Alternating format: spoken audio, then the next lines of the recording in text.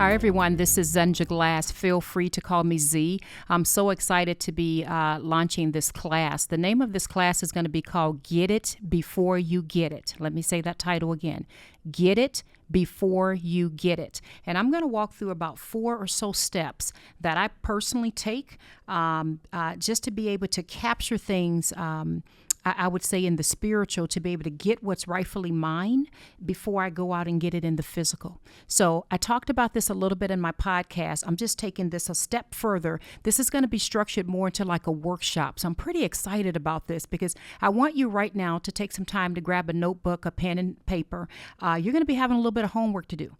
And you're going to thank me for it later because I want to walk you through some of the processes and steps that I go through before I get something in the physical. I have to first get it in the spiritual. So the very first step that I want to talk about is, and it's pretty simple actually, it's who are you? Who are you and what is it that you really want? That's the first step. Who are you? Now, when you get your notebook out and you start writing your notes in there, the first question I want you to write is, who are you? And then on another line, you can write, what is it that I really want? So take some time to write that out. Who are you and what is it that I really want? Now, for me, I just want to give you a few examples because some of you may be thinking, okay, I have no idea what I'm supposed to be writing. I have to, because I believe in God and the Bible is my source. Not saying it has to be your source, but for me, it's the Bible. I have to capture in the spiritual, who the heck am I?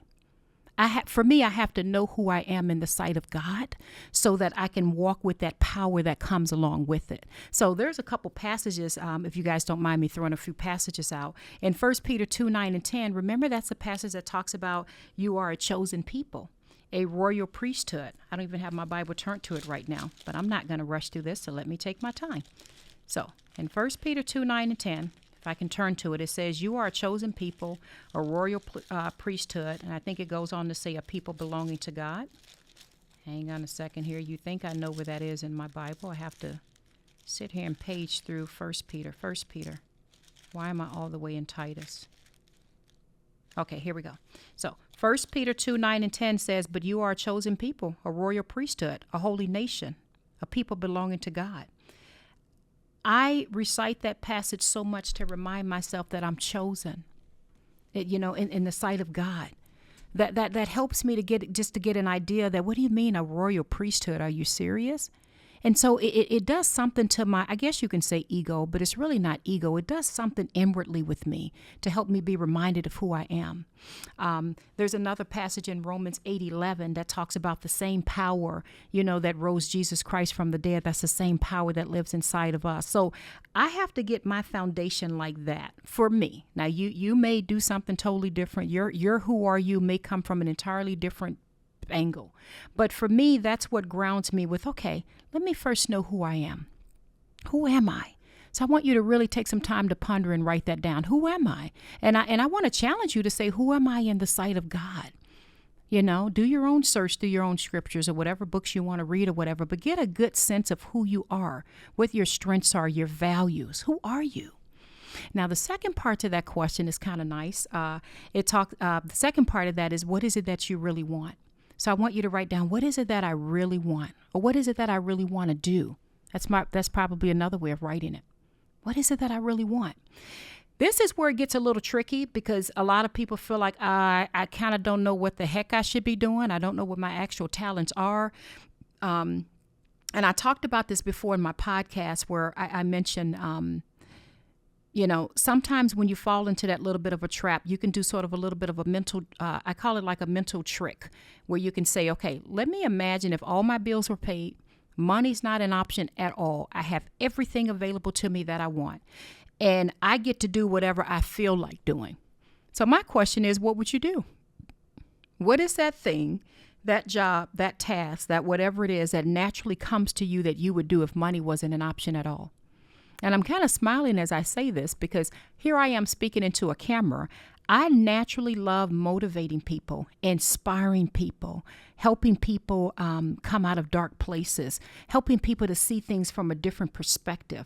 I'm naturally an entrepreneur, just naturally. That's how God made me. I love speaking before people, and at the same time, I love inspiring people, and I'm just in love with God.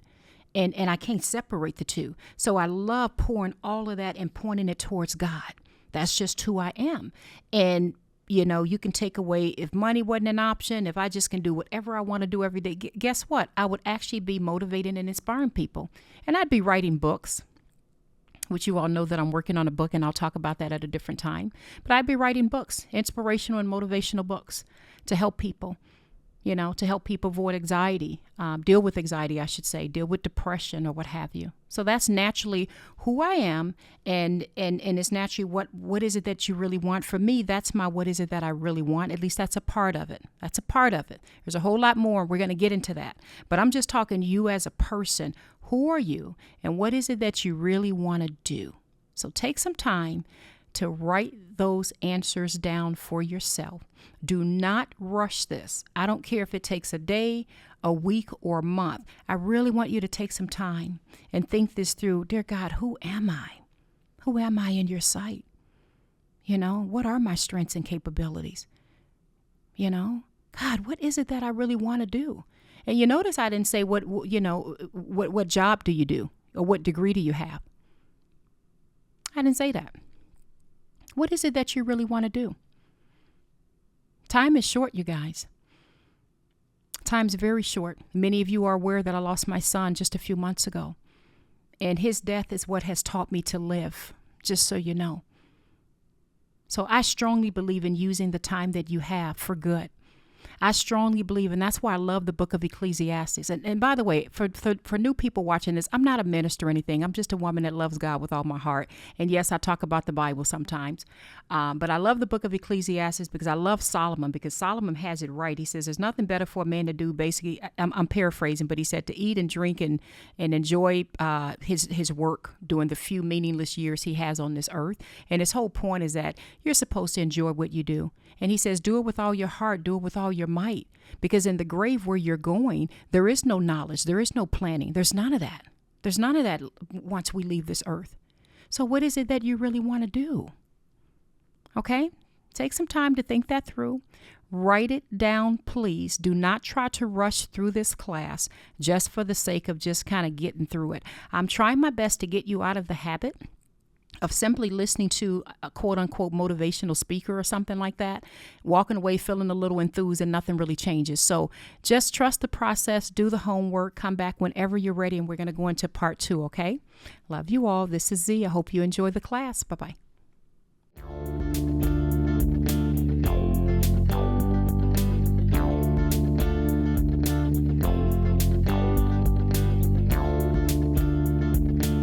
Hello, everyone. Thanks for listening. This is Z with Unlocking Greatness Podcast. Please don't forget to hit the like, subscribe, and the notification button. Love you all. Bye-bye.